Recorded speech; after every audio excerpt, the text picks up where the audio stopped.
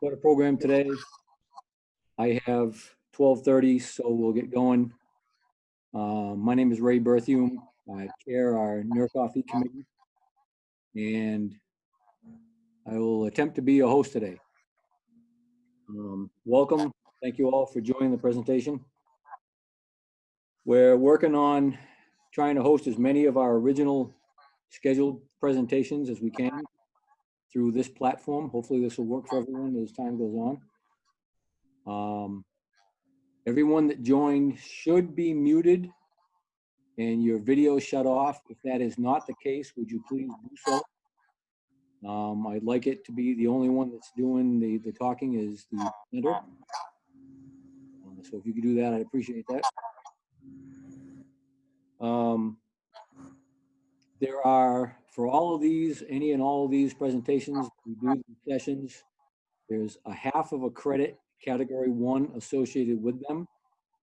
And all the participants will receive a certificate via email signifying that you attended. At some point here, once we get the majority of these done, we'll try to see if we can't get links to all of these sessions online. And so that you can go to either the NER Coffee website or the coffee website and get your respective, be able to watch and listen again. The only way to get credits, however, will be if you attend these sessions live. That's the only way we can track it. A couple of other quick things for these sessions. If you have a question to ask, again, please don't speak into your microphone. If you have a question, use the chat button, which should show up on the bottom of your screen. That should bring up a type in the chat, either to everyone or to the individual speaker or to me. I prefer you left it as everyone and type in your question, and come time for questions, we'll address those. Real quick, our NER Coffee of 2021, as it stands right now, will be the last NER Coffee that we have with Cindy Pascal and Louis Morin.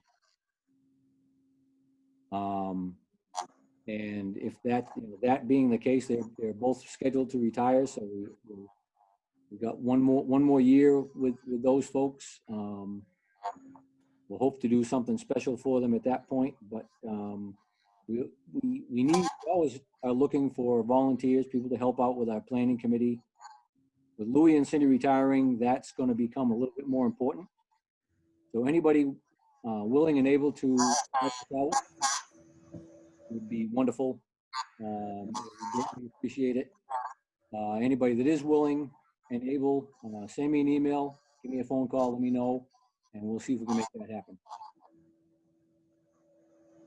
Let's see. And I guess that's all I need to cover for today. I apologize if there's any feedback. That's part of the reason I like to have only the one mic open, and I suspect that's part of the reason for any feedback. Switch to our presenters, I will mute mine, and we'll see if that doesn't help. So with that, again, type your question on, to everyone, and we'll see if we can't make this all work for us. Thanks again for participating, and Nate Edwards, you're our first speaker, so it's all yours, my friend. Ready. I hope everybody can hear me all right. As Ray said, my name is Nate Edwards. A little bit about myself. Today I've been asked to speak about the labor challenges in forestry from the perspective of a recent graduate.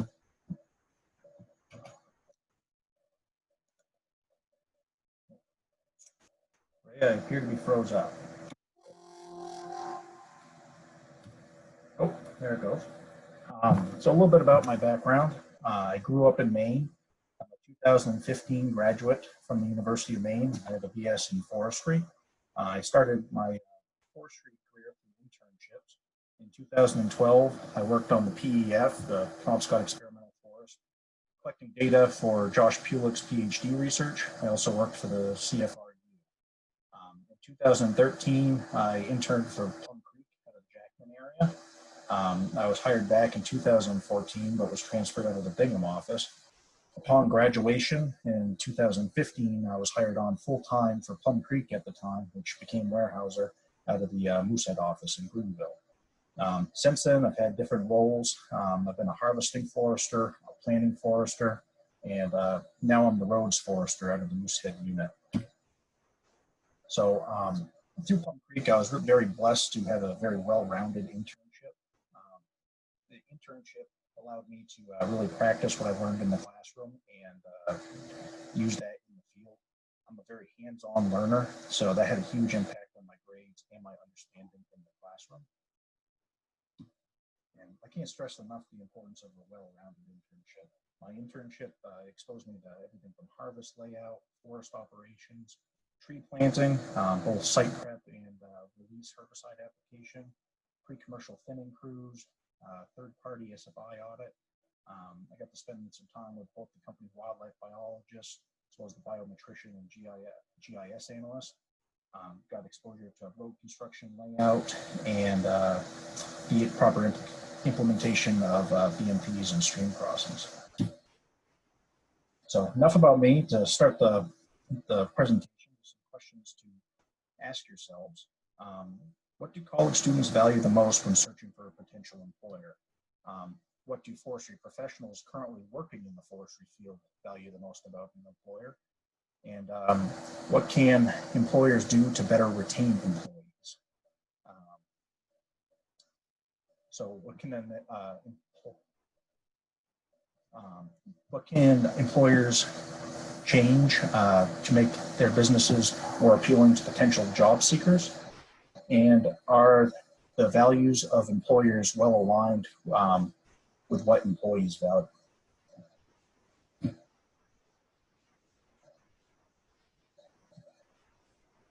So to help answer some of these questions, we sent out an anonymous industry survey. This was completely anonymous, and we sent it out to all across the forestry profession, specifically here in New England. All right, I'm getting some comments that my slides are not showing up. Is that correct? Looks like somebody else is screen sharing. Let me try to reshare.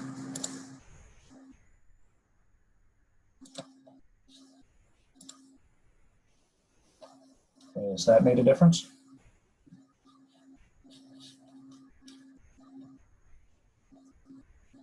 Okay, I'll keep going.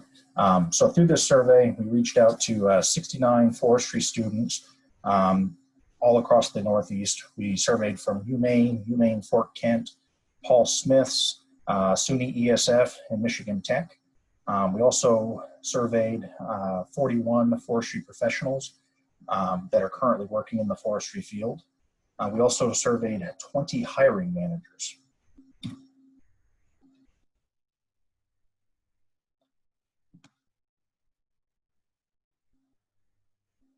Sorry, I appear to be froze up again.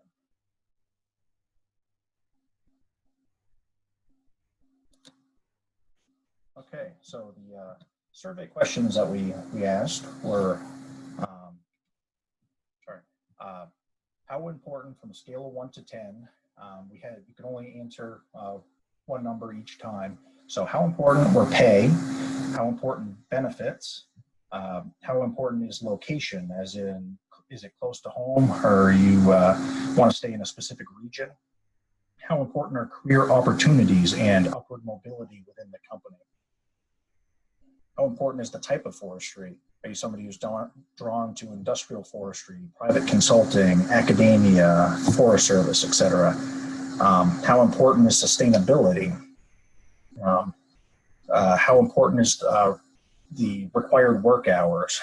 How about proximity to a larger town, as in schools, hospitals, shopping? How important is having a company vehicle And how about employee perks? Can you bring your dog to work? Can you carry a firearm? Can you hunt at work? Do you get free firewood? Etc. So out of the students surveyed, we got a pretty good response from all different grade levels. And we also asked them how many of them had forestry-related job experience as in an internship. And I think this is a big opportunity for improvement. As we can see from the data that 60% of students surveyed were upperclassmen, being juniors and seniors, and only 53% of the total students had forestry-related job experience.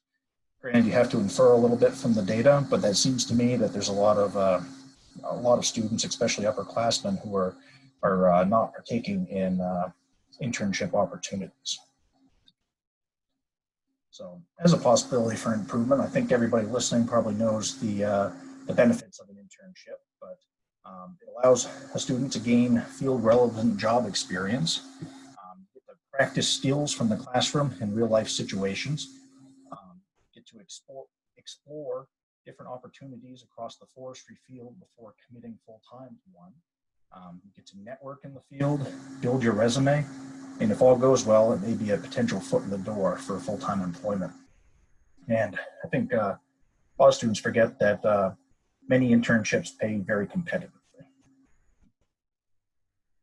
So diving into a little bit of the data, the first question, and don't spend too much time focusing on this slide, I'll dive into them further into the presentation, but we can really see that pay and benefits are really important to the students, I think as we all probably expected. But a surprising number 2 is career opportunities and upward mobility, saying that these students really want to move up the ranks. They want to, they're very career oriented. Location is also very important to them. Same as sustainability, also very, very high up there in the ranks. One thing that did catch my eye is company vehicles were ranked very, very low on the list. So as we could see in the previous slide, pay and benefits are very, very important to graduating students, as we expected. Just some information I gathered from graduating college students. The average student graduates college across the U.S. with around $33,000 in debt. The average payment associated with that is almost $400 a month, and 69% of graduating college students have loans. So for them specifically, pay is important. They're coming out with a tremendous amount of debt. Fortunately, here in Maine, we have a really awesome tax credit available. It's called the Opportunity Maine Tax Credit. If you went to college in Maine and now you live and work in Maine and you received a STEM degree, which is defined as science, technology, engineering, or math, you qualify to have a significant portion of your college loans paid off. And forestry is considered a STEM field. So if you're not taking advantage of this really awesome perk, you probably should be. So another thing that we saw is that there's a lot of students who really, really want to stay close to home or in a specific region. We also asked employers, how many days in a year does a member of your organization participate in forestry educational event with a local primary or secondary school? And that could be anything from presenting to a class, project learning tree, field tours, ride-alongs, career days. And out of all the hiring managers, 85% of companies surveyed only spend 1 to 5 days doing forestry education. Now, as we all know about land, it's hard to move. It's there forever. So if people want to stay close to home, maybe we can do a better job recruiting locally and kind of building a farm team, being more present in the community, doing outreach with younger children. I know I grew up in a mill town with a rich logging and pulp and paper history, and I came about forestry a completely different way. I didn't really know that all the opportunities that exist in the woods business were available. Maybe had more companies been more active in the primary and secondary schools, maybe we could do a better job recruiting locally. So the second part of this survey survey the hiring managers to see whether the values of the managers and the students were well aligned. And again, don't spend too much time on this survey, but you can see that pay and benefits, obviously the managers thought were pretty important. They also thought that company vehicles are very important. And another note, sustainability for the hiring managers ranked pretty low on the list, is if they thinking that students didn't find that particularly important. So I'll dive into more of that in the next slide. So I thought that we were really well aligned on pay, benefits, and location. But I went down through the list, and anywhere there was more than 1 degree of separation, I made a note of it. Please remember that 1 is the most important and 10 is the least important. I'm looking at the data. I know the graph can be a little bit hard to follow. So the company vehicle, managers thought that was very important to students. Students ranked it second to last.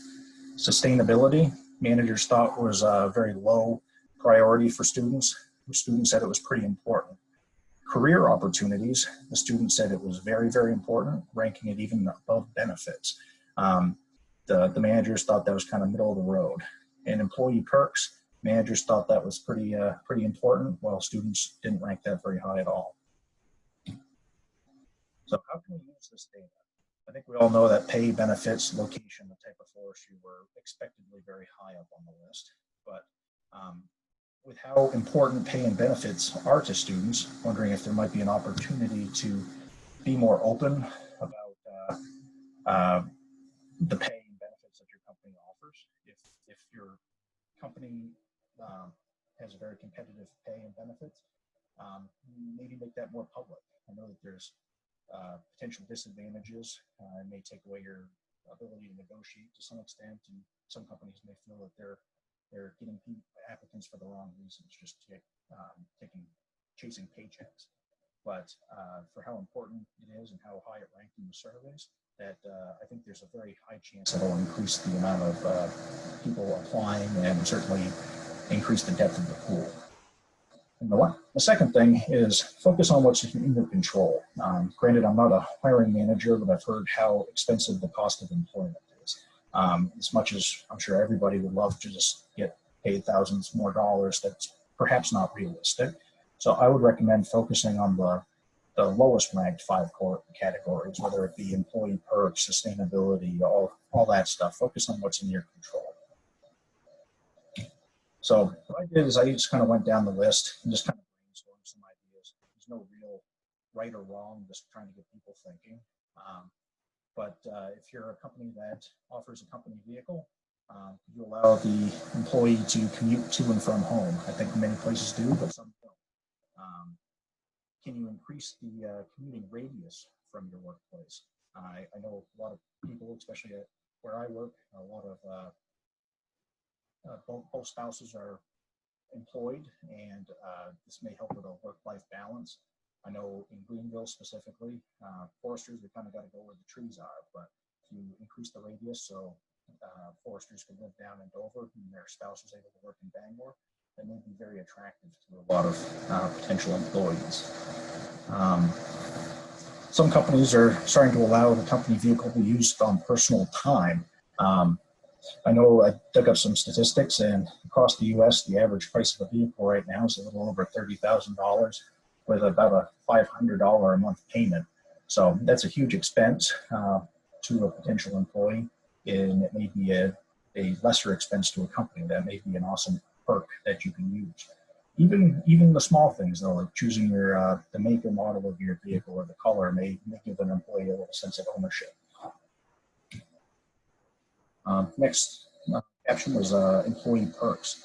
Do you allow companies to take their dogs to work? I know I have a dog. That's something that I really enjoy. That's a big thing for me. Some companies you can carry a firearm. Some companies you can hunt at work. You get free firework cut down on your heating bills. And the list is long. I just listed a few of them. Sustainability, a little bit harder one to get at, but could you explore the opportunities for third-party certification, whether it be SFI or FSC? Could you put an increased focus on BMPs? Could you increase your focus on silviculture? Ranked number 2 as most important from the students was the career opportunities and upward mobility. Um, a lot of companies don't offer a mentorship program. Could you have the potential of pairing a experienced forester with a recent hire? Um, can you invest in the employee's future? Find out whether their career goal, what are their career goals and passions, and find a way to get them there.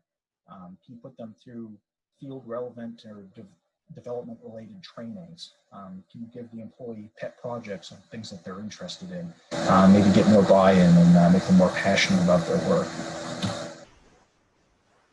So phase 3 of the survey was, what do forestry professionals value the most?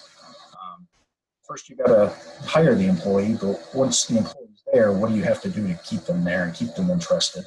And so we decided to compare and contrast the values of the incoming students with people in the forestry profession.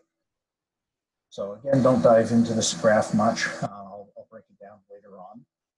We can see that pay, benefits, location are, again, top 3, very, very high up on the list. But you'll see things like a company vehicle ranks very high for people working in the forestry field. And yes, there's definitely some differences.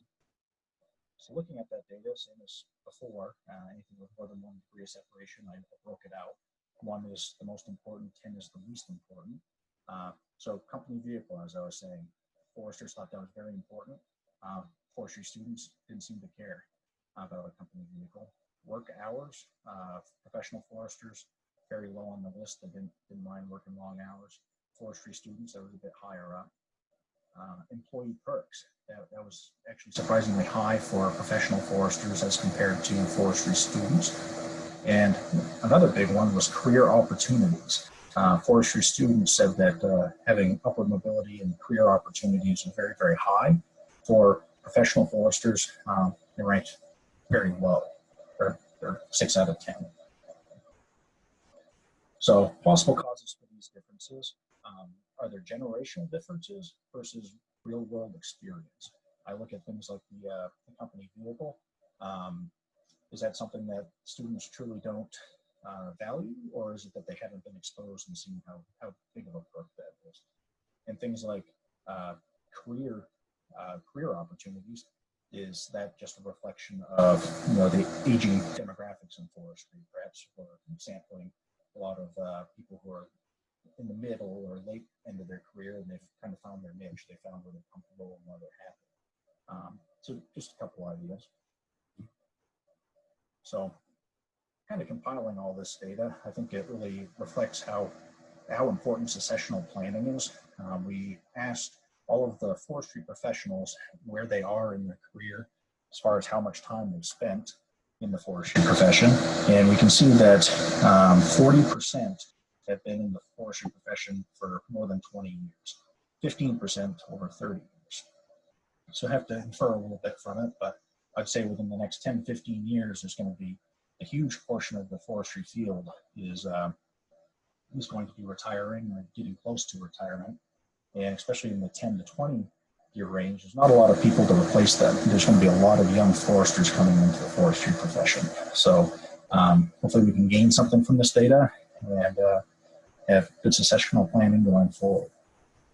So I'll leave that with any questions. I know we're very restricted on time, so I did attach my email. If you have any questions for me or like some clarification on anything, feel free to reach out. I don't have time today. Thank you.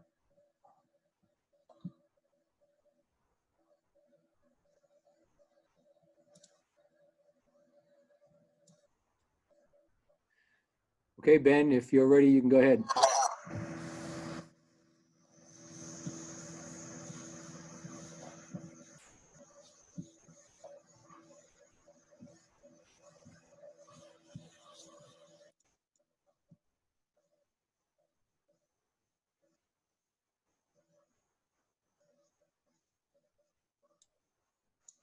Yeah, go ahead, Ben. You'll have to unmute your microphone and then it's all yours.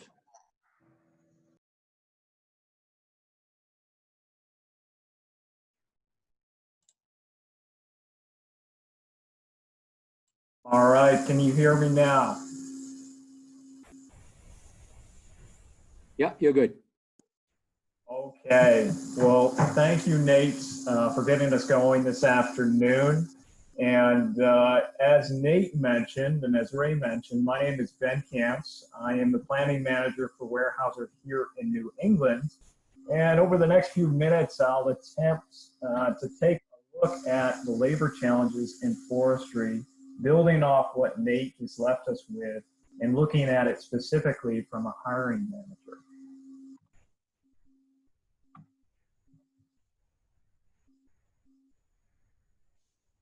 Okay, so when I began to think about this presentation and looking at this specifically from a hiring manager perspective, there's really three questions that I want to attempt to answer today. And the first of which is, what makes the ideal candidate? And when we're looking for a forester or a wildlife professional, what are we really looking for? What attributes compose that? Secondly, do we have enough of these candidates to meet the needs of the industry? And finally, if we don't, are we doing enough as an industry to build the workforce of the future? So first things first, do we have, or excuse me, what makes the ideal candidate, and what are those attributes? Do we have enough of those? Will come after. So what makes the ideal candidate? Well, there's a couple attributes in my mind when I think of the ideal candidate, and potentially it's experience, potentially it's work ethic, leadership ability, or perhaps it's education. But to help broaden my perspective on this, we reached out to the managers from 20 different organizations, as Nate mentioned, to get a broader perspective across the industry and help us answer what makes the ideal candidate. And here's what we found. So from the survey, we found that hiring managers right here in Maine within our industry are really looking at work ethic, integrity, and communication skills as a top criterion within a prospective candidate. It's interesting to take a look at the graphic there and look and notice that education, length of job experience, and field skills all rank lower on the manager's priorities than, say, work ethic and integrity. To me, obviously, I'd prefer to have all 10 of these attributes in the ideal candidate. However, it's really difficult, if not impossible, to have every single one of these. So it makes for prioritization. So we need to determine which one of these can we coach, which one of these can we teach, and which one of these are unteachable, if you will. So that becomes the process in which we evaluate the candidates. So now that we have kind of an idea of what makes the ideal candidates, we can probably move on to, do we have enough candidates to meet the needs of the industry? Well, the way I like to look at this question is I like to look at it as a supply and a demand type situation. I know that's not a perfect analogy, but at least for me, it helps to simplify this challenge. So to answer this question, we first need to really know what is our demand. So how many retirements, how many openings are we really looking for when in Maine within our industry? Well, from the survey, it's apparent that on average, 5% of the current staff of the managers that responded is retiring on any given year. If we apply this to the generic 746 licensed and practicing foresters within Maine, the demand is roughly 37 foresters per year on a yearly basis. So now that we know this, we can then ask ourselves, well, what is our supply? Well, if we, again, just take a simple approach and we look at what our University of Maine programs are producing, we'll see that the average number of graduates with a forestry degree is around 20 per year. So obviously this fluctuates on a yearly basis, and I understand UMaine is up this year. However, this gives us an idea and helps us answer, do we have enough qualified candidates to meet the needs of the industry? Again, if we use that simple supply and demand, it appears that our demand for qualified, experienced candidates far exceeds our supply.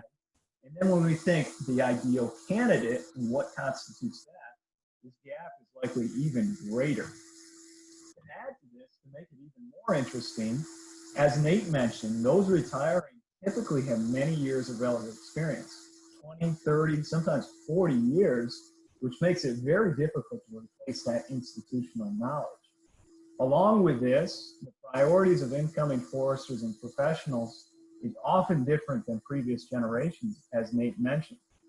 So I want to spend the remainder of this presentation discussing some strategies on how do we overcome these challenges, these realities, and meet the demand for the future. The way I think we do this, and again, let's think of this as a supply and demand situation, is I see potential solutions revolving around decreasing our demand through increased efficiency or increasing our overall supply of quality candidates. So let's focus first on decreasing the demand through increased efficiency. So I've heard the perception, I've heard the comments that there is no substitute for boots on the ground. I agree with this, particularly when I think of planting foresters. However, this is only true if there's boots available, which begs the question, is there another way in which we can accomplish our jobs today more efficiently with less people? This calls to mind, is there any technological improvements out there that we can use? So the photo there is from a UAV that shows a post-herbicide assessment for a block. Several years ago, we would have walked this entire block, would have taken several hours. Now we can do the same process in about 5 minutes, much more efficiently, much more safely using the UAV. This is exactly the type of technology and improvements that we need to look for through all aspects of our supply chain in order to help us move the demand for labor in a favorable direction. So that being said, what else can we do? Well, again, it comes down to increasing our supply. So this can be done in a number of ways, but the first of which is attracting talent from our competitors. So this is probably the first method we can use. And this involves leveraging those priorities that Nate mentioned earlier of pay, benefits, etc., in order to attract talent that's already established in the workforce. Now, I think we all can recognize the challenges and some of the potential drawbacks of this. This is a successful strategy for any organization that can set themselves apart from others, but will only work for some, and again, does not increase the overall supply of the entire industry. Another potential way in which we can increase supply is attract talent from outside sources.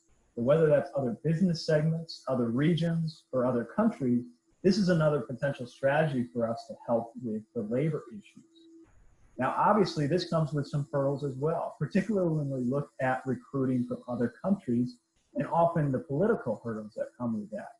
This is also difficult with the labor requirements and the overall tight labor situation across the country, at least prior to the COVID situation.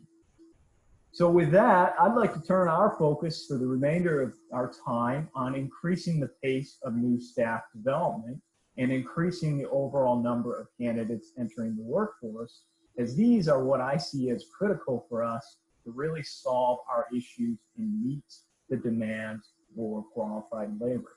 So that begs the question, well, how do we do this? Well, let's start with increasing the pace of new staff development. Over the next few slides, I'll just outline some strategies of potential ways we could do this. We've used some of these with success at Weyerhaeuser. I am sure there are other strategies out there that have been used with success among the organizations represented here today.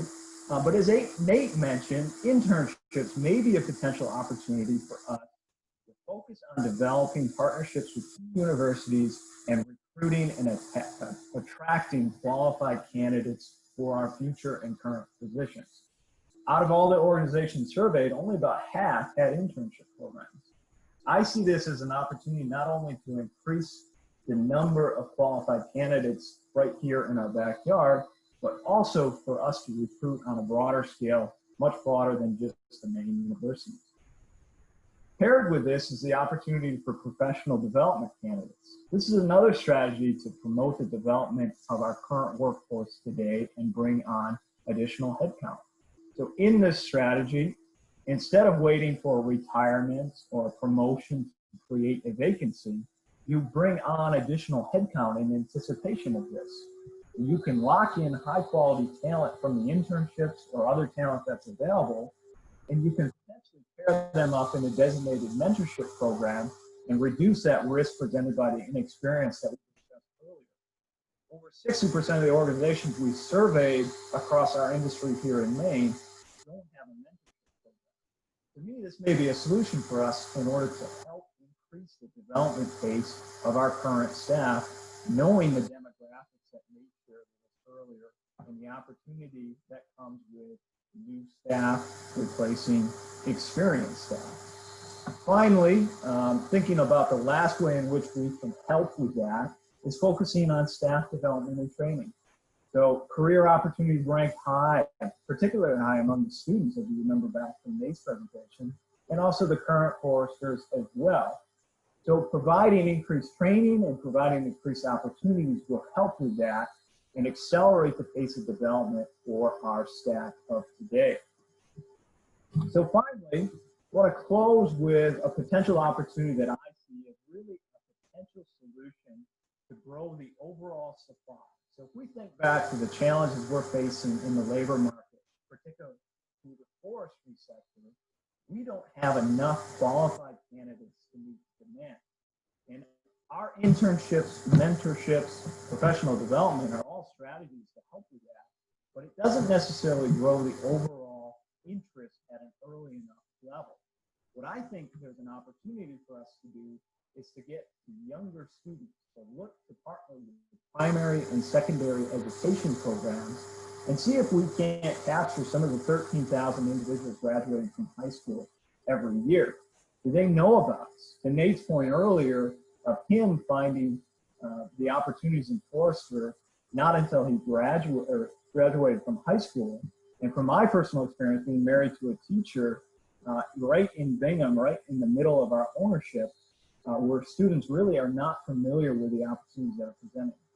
I know there are a lot of programs out there already, but to me, this seems like an opportunity for us to potentially spark the interest early on in the primary school with a field tour, and then establish and partner with the technical programs in the university so we can provide students in high school a very clear path of the opportunities, not only in forestry, but in logging and in the mill environment.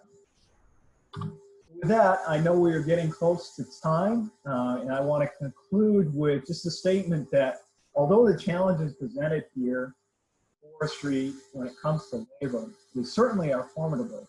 However, I believe if we can focus on the education and promotion of the opportunities in the forest products industry, the development of the next generation through some of those techniques we discussed, increasing efficiency in our aspects of the supply chain, and by collaborating across the industry on a common challenge, I truly believe we will find some solutions. And with that, happy to answer some questions if they may come up, although I believe we're getting very close on time. Well, Ben, thank you. As it turns out, we have time. So if anyone has a question, please use the chat button on your screen there and type out your question to everyone, or and it could be a question for either Nate or Ben. So we've got some time for some questions if people have them.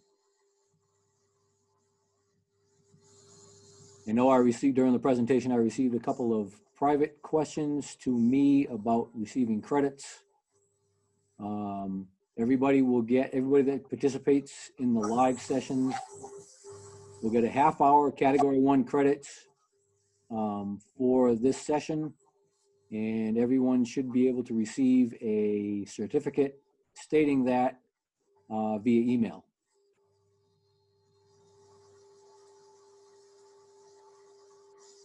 And I don't see anybody with any questions. So, okay, folks, thank you for your participation. As I said at the beginning, stay tuned for more of these. There's one scheduled for Friday, another one for next Wednesday, and I have a couple more in the wings. We'll try to do as many as we can. So thank you. I did receive, while we're in our our presentation that there was an explosion at the mill site in Jay, the Pixel mill site in Jay. Not many details. I know that they've dispatched life flight. So, you know, those that that have folks involved in that operation may want to check their news channels. But thank you very much, everybody. Please be safe, be healthy, and hopefully we'll see you at the next couple of these.